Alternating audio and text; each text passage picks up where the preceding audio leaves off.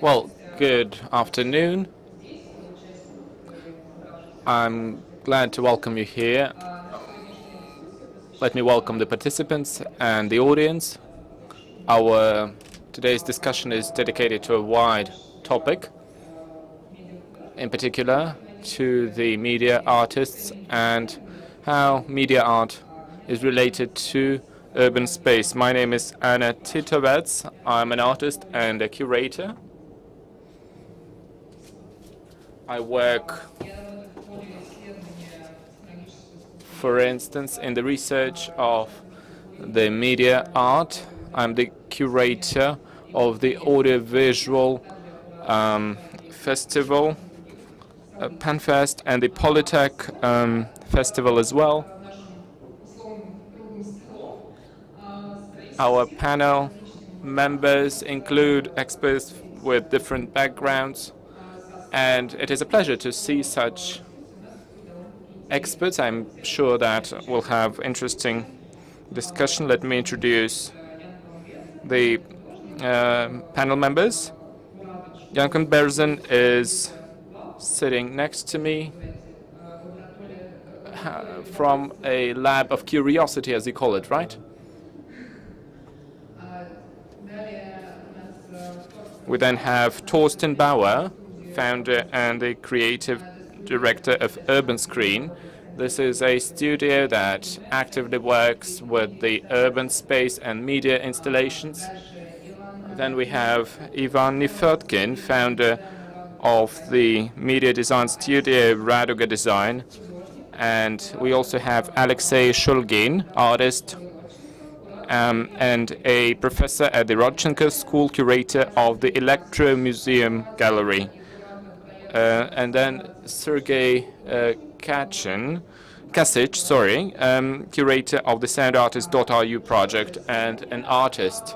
Well, today we'll try to cover a very broad topic, talking quickly about several matters that are part of the media communities and the urban space. Media artists is quite a wide term, and of course digital technology development helped media artists to become a dedicated group of artists, and it is quite logical when media artists are organizing a local community and, well, stick together following a certain principle. And of course, after this consolidated community attempt started, we haven't seen a very homogeneous group of artists. Nevertheless, we are trying to be there by creating certain educational centers, galleries, festivals, and certain local initiatives. And I'd like to start our discussion by an initiative that was created by Jan Kalberzen. You cooperate with the MAS School or MAS Center, and I think you find it quite easy to work with the local communities, and you cooperate with those communities that are involved in design technologies. Together with Evgeny Nets, you founded the Curiosity Media Lab, which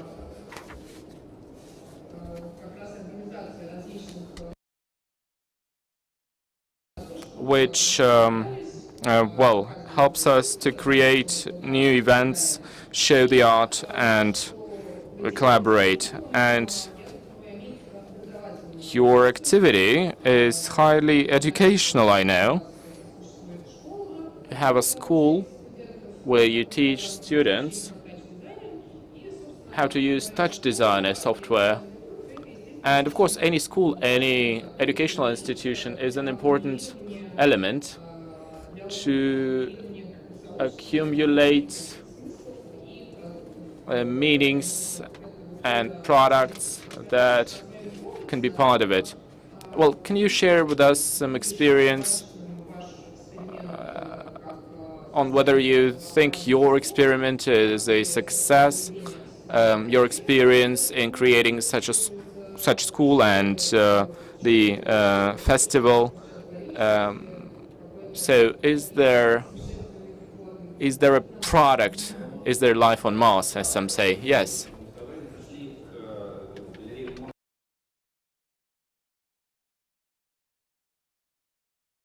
Well, that was an experiment, of course. So we really did not know what the final result would be. We needed an office, a space where we could use our tools and make experiments. And at the same time, it had to be somehow interesting for the space we were to use. So we created a shared space, shared room, together with other artists that we could invite, and this way curate the galleries that we were going to create in the end. Selling, of course, selling the art objects. Well, if international artists exhibit their works in your museum, why not put an installation in the same museum that, well, somehow appeared from your lab? It costs nothing, and of course there is a precondition for this work of art to be interesting. And if it's not interesting, if it's disgusting, then, well, nothing to talk about. You just throw it to the litter bin. But of course, if you work for a month, it's difficult not to do anything. And we agreed that if we do something with the media art, after 1 month, we make a report on what has been done. And if it's an art object, which is the most likely possibility, or it's a corporate object which has no art value but has certain history that you can sell to a certain market, on a certain market, then that's okay as well. And I really thank Mars because they don't really understand how the art world works, but they gave us this room where we could work.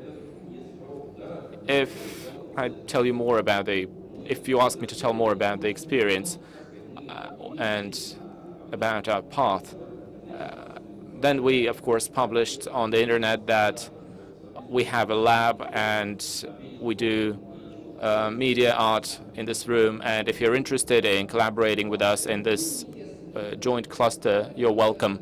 Did you have a manifesto? Did you make one saying that?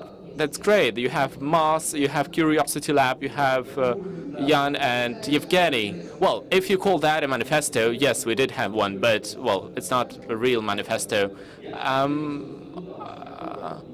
Well, we did not have any art manifesto about any new current being created or a new method being promoted. It was just collaboration of friends. So you had a room and you have a will. Of course, yes, that's true. And it was a sort of an adventure about trying to do together something using our common energy. And of course, we wanted to sell this idea to Mars. Well, you mentioned the word selling quite often. Why? Well, I don't know why. You tell me. Well, I'm not a salesperson, but if you want to get money for a project, you're basically selling this project, aren't you? You go to a person and you tell them, well, you have a great project, give me money, and then we'll see. Of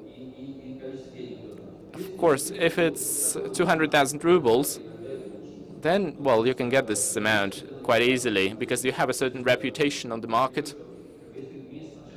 Well, if you work together on something, it's difficult to not to pay off this 200,000 in a month.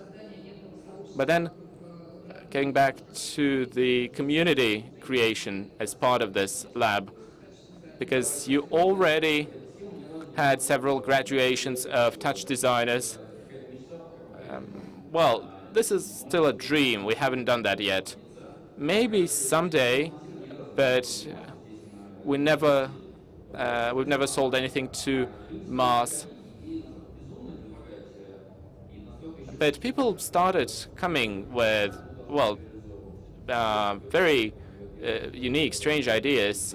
For instance, somebody comes and says, well, I have an idea for a computer game and I need 2 million. But then how are you going to do it? Do you have a detailed plan on how to do that? So, well, in the end, we saw that nobody had any specific plans, detailed plans. They all graduated from a modern art, contemporary art school, and at the same time they had no experience, no practical experience on how to implement it, on what can be done realistically. So we started this first year of this art school to explain what can you do, what is basically for free, what you can do by yourself, and what are the areas you should not be even aiming at. And if you do aim there, then you have to find means and collaborate. So this first year of this art school was dedicated or was aimed at establishing the right dialogue with the lab. And of course, it was also a commercial project because we make certain money with their tuition fees. After the first year, we made an exhibition.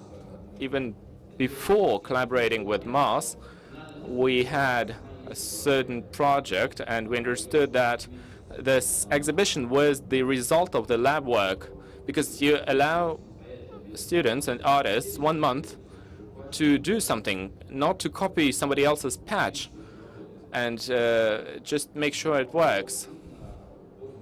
Try really to express yourself in the art world. Maybe a naive one, but still an original one. And I think this exhibition is a true lab because we are all working together, we collaborate, we worry about each other. One student helps the other to weld, to do something else, and then we think about it, we advise our students. We try to find new opportunities for ourselves as well. And if I'm correct in understanding that one of the projects of your lab was the TouchFest festival, which was aimed at consolidating the digital artists community. And this consolidation was about touch design, or dedicated to the touch design in the end. Before the panel discussion, we had a quick word, and well, you told me about your view on whether the artists can be consolidated, on how to stimulate once again the collaboration between the artists. And I think this was a successful example precisely because you had a very specific area of collaboration, the touch design area. Would you agree with that? Because we can look at a video, at a teaser that you sent us. Yes, we can.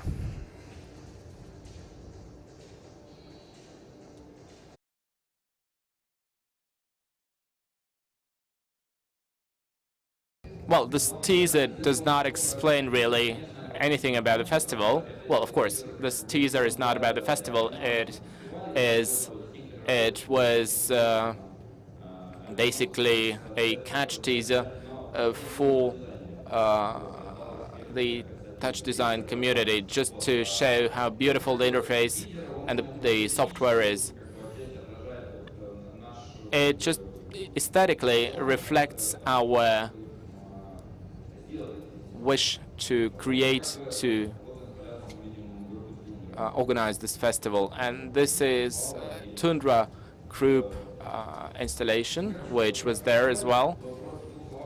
Just a couple of words about the festival. Almost all communities have their own special days and areas where they can meet and share experiences, and it was a pity that touch designers did not have such a special day or such a special event.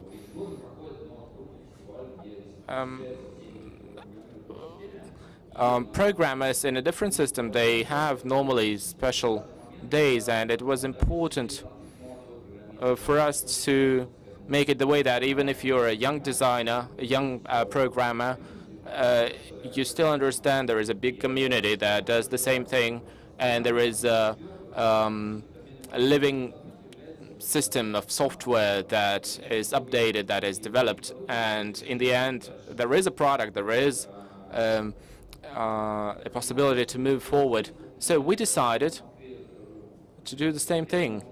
As we teach this in Moscow, we decided to expand a little bit our activity and not make it for 20 people, but for 300-400 people, and create this, again, festival that would bring together the community and popularize the framework we love so much. A festival that would stimulate or orient those who are still choosing, where to go. And it was interesting to somehow make a survey, understand the opinion of the Moscow community, because globally, media art festivals, they really give you inspiration. Even if you don't go to the lectures, if you do, you get a lot of skills, a lot of knowledge. Well, I think the key word here is to organize such festivals permanently. And this is why I'd like to talk to Sergey. It was quite a pleasure and quite an inspiration to follow this sound artist .ru community.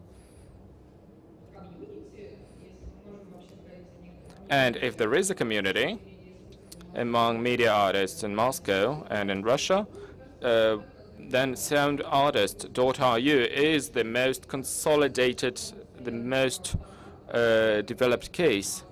You have a lot of formats, a lot of events. You have the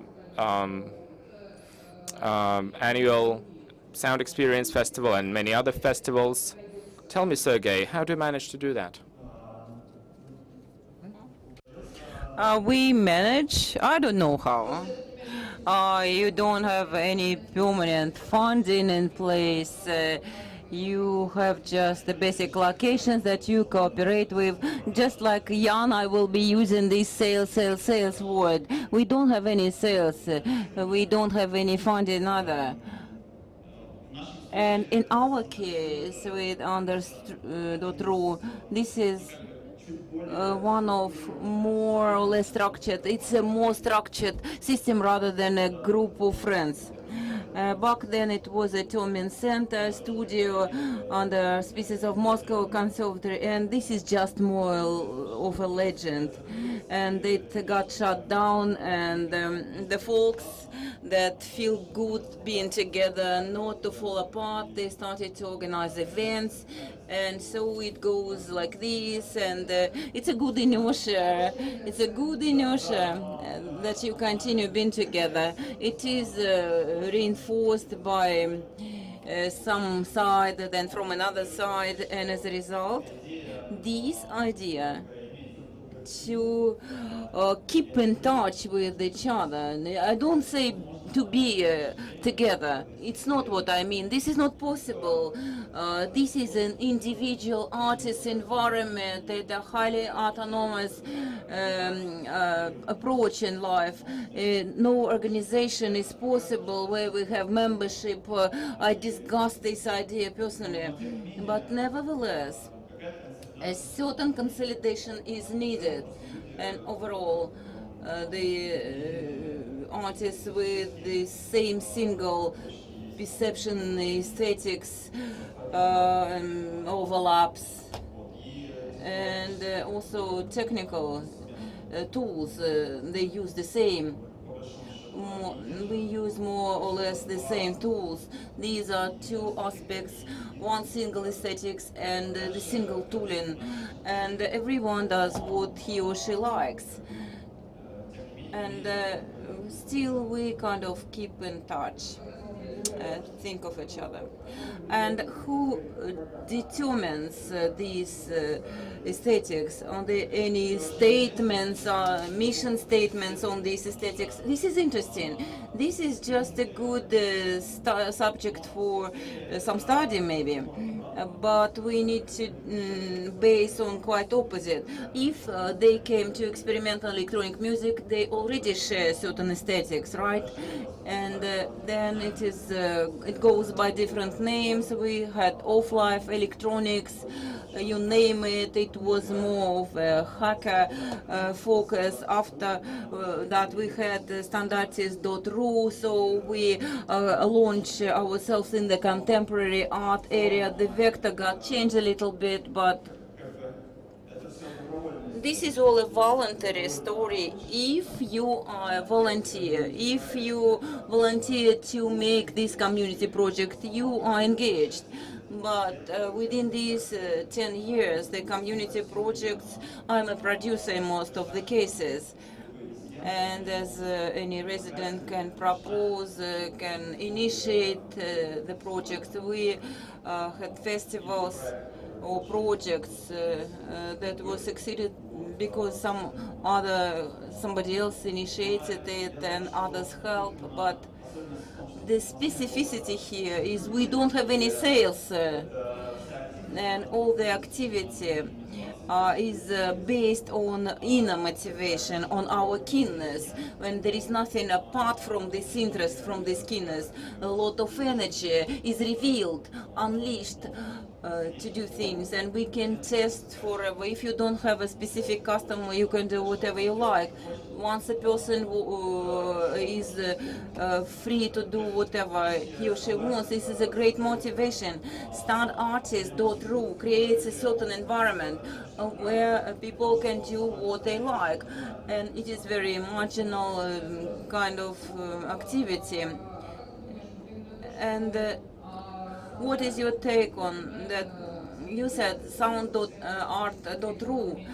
If we consider media design, this is a marginal area, but this marginal area represents the most stable community. After all, the more narrow, specialized the environment is, the more stable the structure of these molecules that are interconnected. It is not like narrow, specialized, narrow focused. On the other hand, this is less commercialized area of media art, and no one knows how to sell this. Even though part of the residents, permanent residents in standartist.ru, they abandoned their jobs, and now they're full-fledged artists in stand artists, but most of their time they devote to it, and in this way they can provide for themselves. But sound art, it's difficult to sell.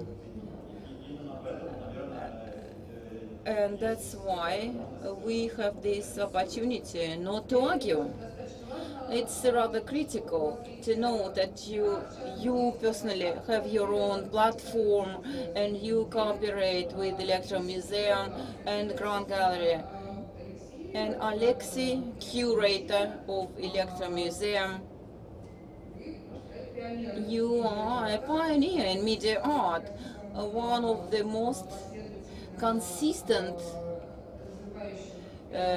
developers of these contemporary art areas, and you witnessed a certain birth of this media art area in Russia, and you can judge, you can decide and have your opinion on what's going on in the communities. Are these media communities in place? Do we need them in principle or not? I believe that there are communities here in Russia, but such communication related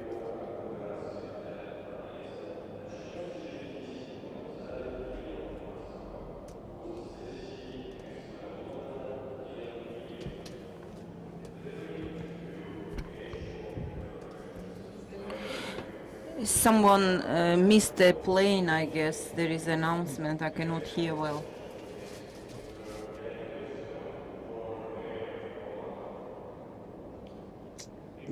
And the social and the communication aspect pertaining to art and contemporary art using media tools and medias is a key point of interest for me.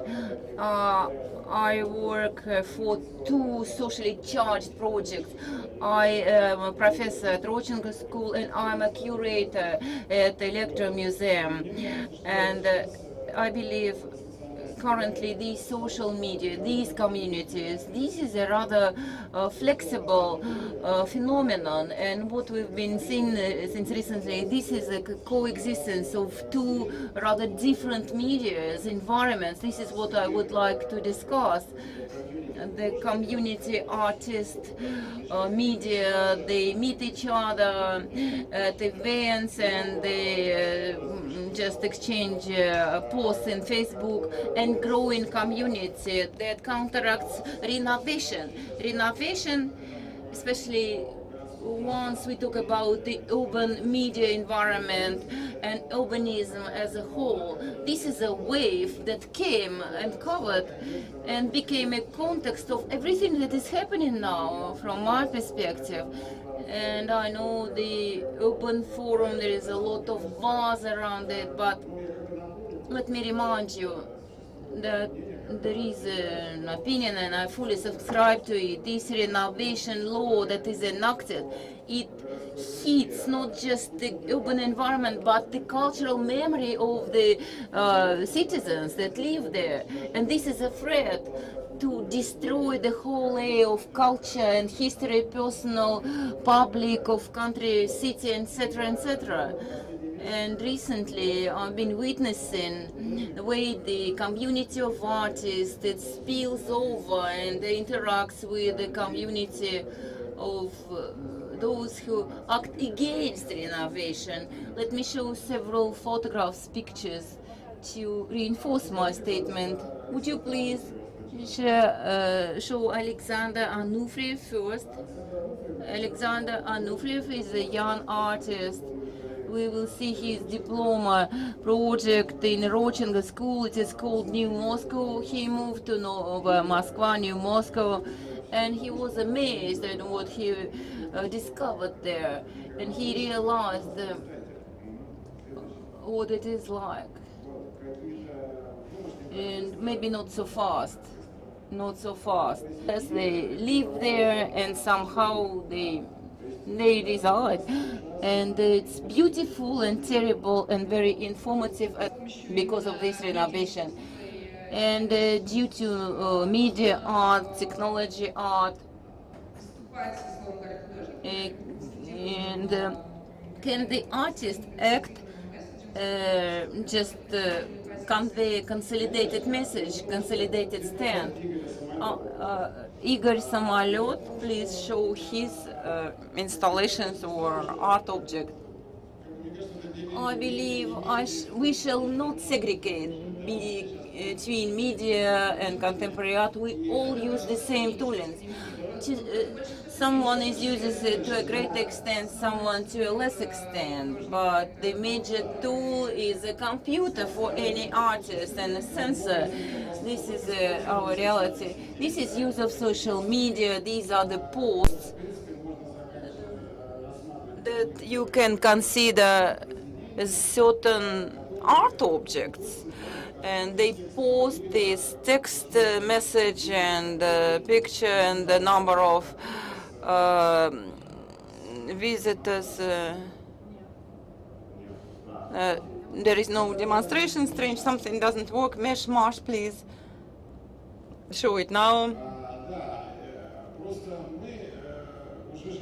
We are living in social media. We live in communication space, literally.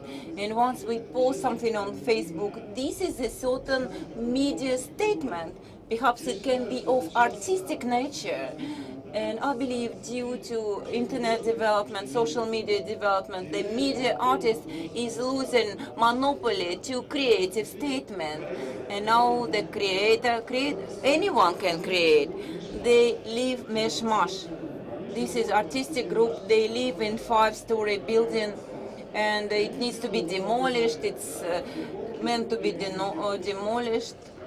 And this is the project. They have T-shirts with the prints, with photographs of the 5-story building. This is posted not just in social media. They had publications in mainstream media channels, and this is their logo that they came up with. We are against renovation. This is the message that lives around. It is expressed in artistic form. It gets this embodiment, artistic embodiment, and becomes an engine, a certain engine.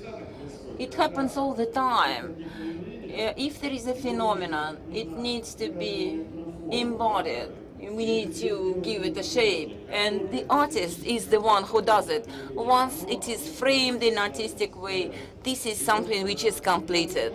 And what is important for me here, everything is a media tooling, media art, not media art, and it does not matter really. Once we speak about sound art, media art, consciously we limit ourselves. Why do we do it? Maybe to keep our identity. But this is like two sides of the same coin. Shall we do it, or we need to open ourselves, and we need to balance, everything needs to be balanced. If we speak about artistic practices and the practices that you are showing due to renovation and certain attitude to the what's going on from the artist's perspective, speaking about interaction between art and urban environment, the formats, the forms can vary a lot, and it is not the established fact that mishmash artists will self-identify themselves with video mapping that is happening in the urban environment, which is a different type of interaction with the urban environment. But you're right, of course, the artistic process, if we consider it from a global perspective, incorporates both. With regards to mishmash, what they did the mapping, print mapping on their bodies, literally. This is not very far from video mapping, but I have more pictures. I don't want to abuse the time, and moving to different formats to interact with the global environment and urban environment, and in which we embody the statements by the artist why he or she considers the urban space and urbanistics overall. I would like to get to know Torsten Bauer's perspective, and he will show on his experience. Perhaps his experience is different from what we've been dealing here in Moscow and in Russia, but still we have lots of things that overlap, and that so we have very many things in common, right? Having me here first. Very interesting conversation, though, as I could follow up the most. So my name is Thorsten Bauer. I'm a creative director and also curator. And 10 years ago, I founded the company out of my artistical background, urbanscreen.com, which mostly deals with projection mapping on urban surfaces. And from that on, 2 years ago, I gave away the managing role of my company, so I got a little bit more freedom to develop one point I also want to show to you today, which is like media facade, the permanent installation of media art within our urban environments. So hopefully this works now. Could be, yes, there. So this is basically, is there something?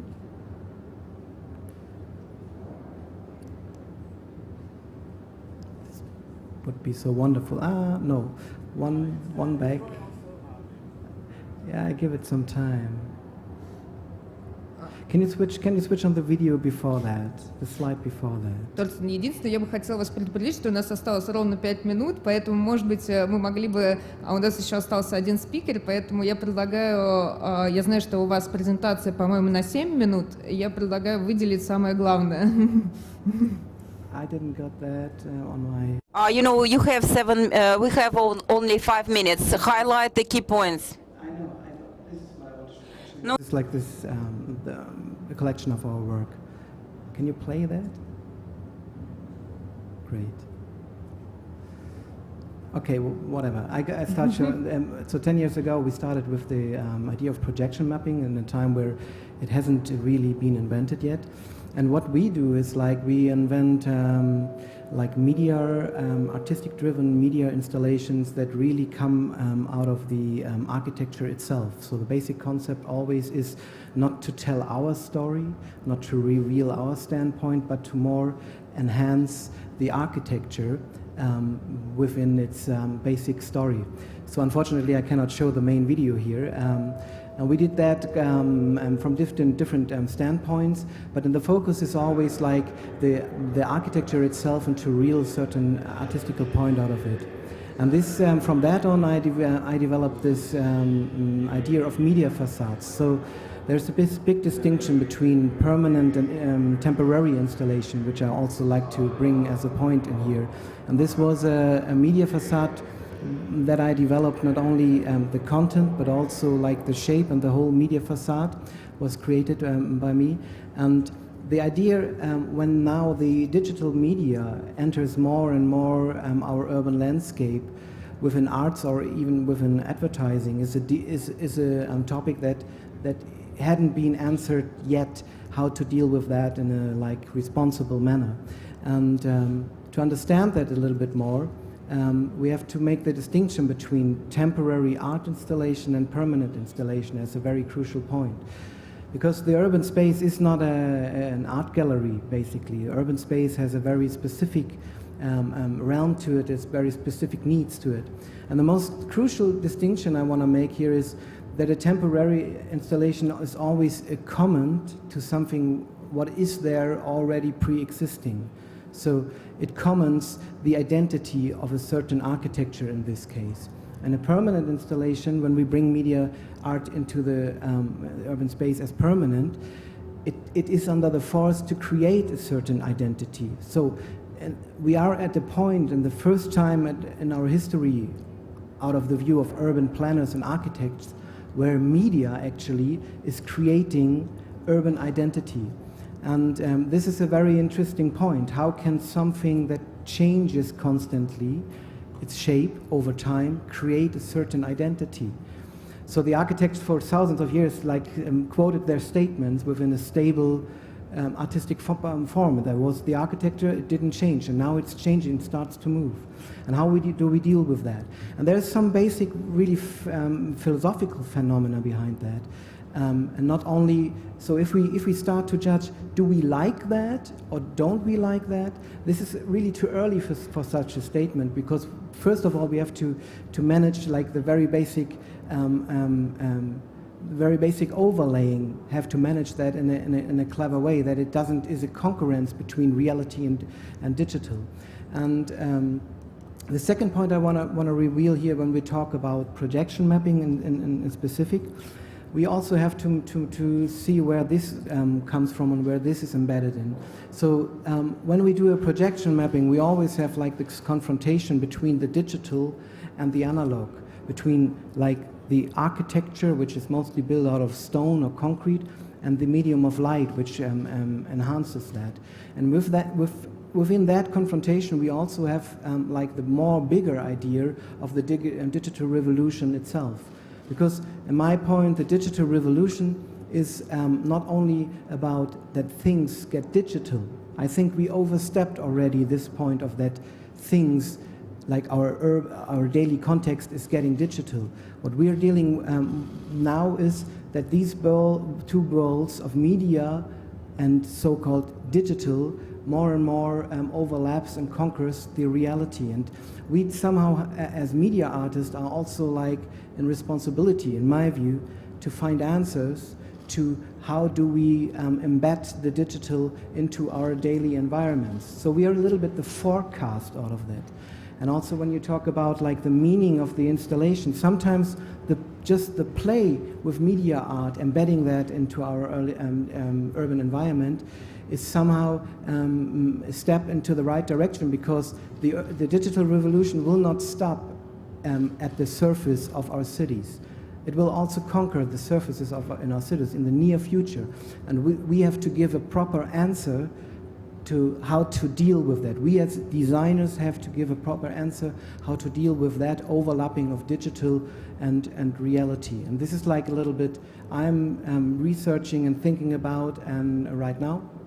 And yeah, like my contribution to this topic in general.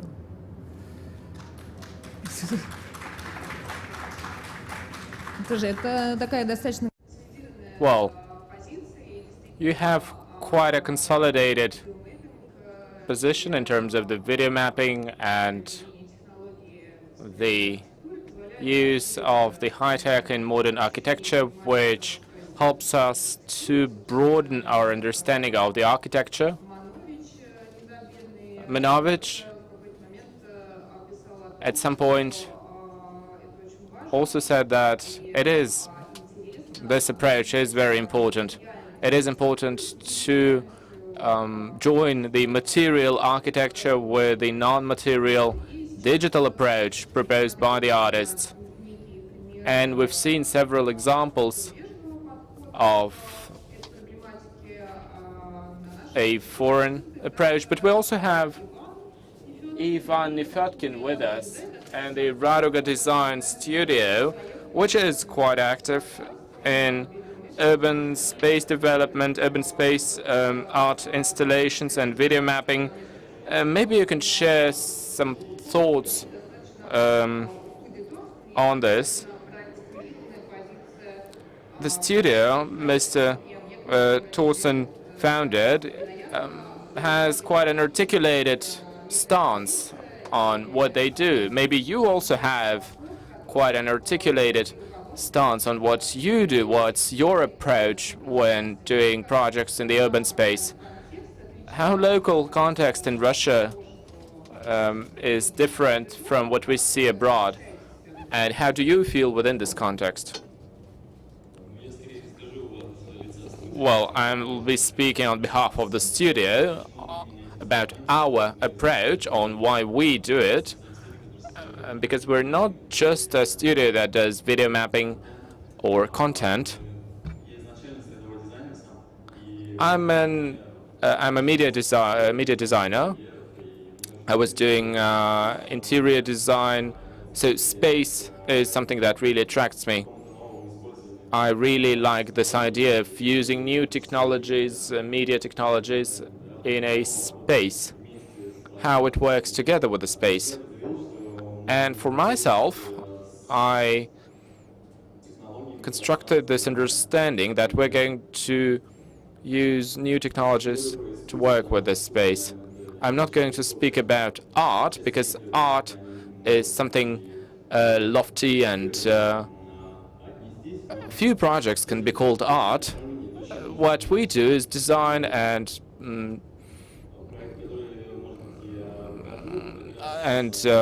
space design. So I'll be talking about how our work interacts with the space, because without understanding how your project works and feels in a space, there is no final result. Well, and how to understand that your project is fit for the space? Well, you have to make the project to understand it. Well, let's have a look at the project.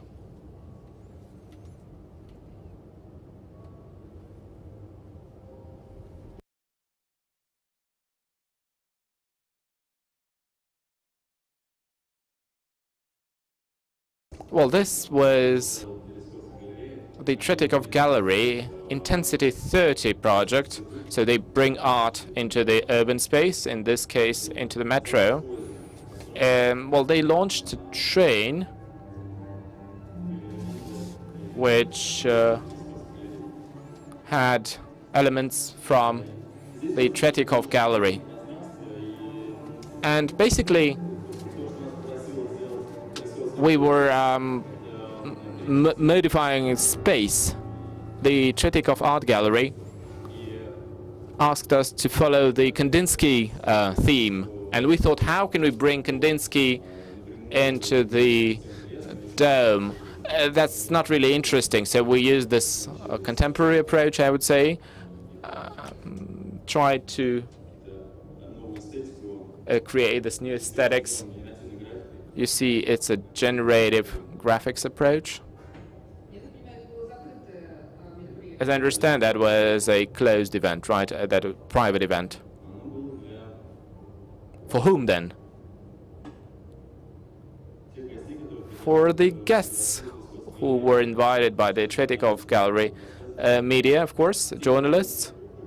So, Tretikov Gallery is a state-run gallery. Metro is also a state-run space, but it was closed for the public. Well, you know, they have certain limitations. It's a metro station that opened during the night for this event. Well, actually, it's quite interesting.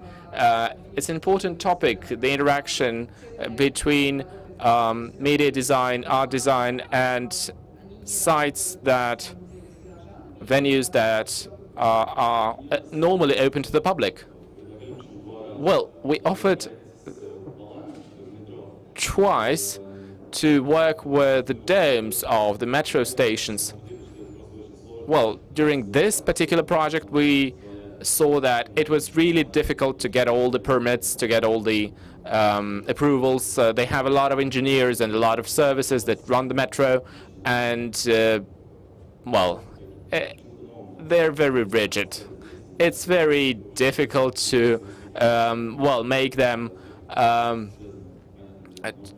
put new lights and new illumination. Of course, it has to do with the safety issues. If not, we could have done such projects because it's perfect for media projects. There are a lot of such projects in Europe and very few in Russia for the moment. That was an experiment, a one-day experiment, although it could have worked for many days. And, well, summing up our panel discussion, I would like to say that if we talk about art interacting with the urban space, if we talk about urban art that interacts with the street, that interacts with the general public in this urban space, then this is something that is still to be developed because the current status is not that great. We have really not that interesting projects like corporate events or festivals like the Light Festival, which don't help media art and media design to be part of the urban space, but they're mostly focused on showing what media can do, kind of a showcase. And it would be great to see more interactions between the urban space and the media art. And especially it would be great if it would have been supported by the city government, the private companies, and if artists would be, curators would be interested in it as well. I hope our next panel discussion will be on the new Russia. What? Well, thank you very much.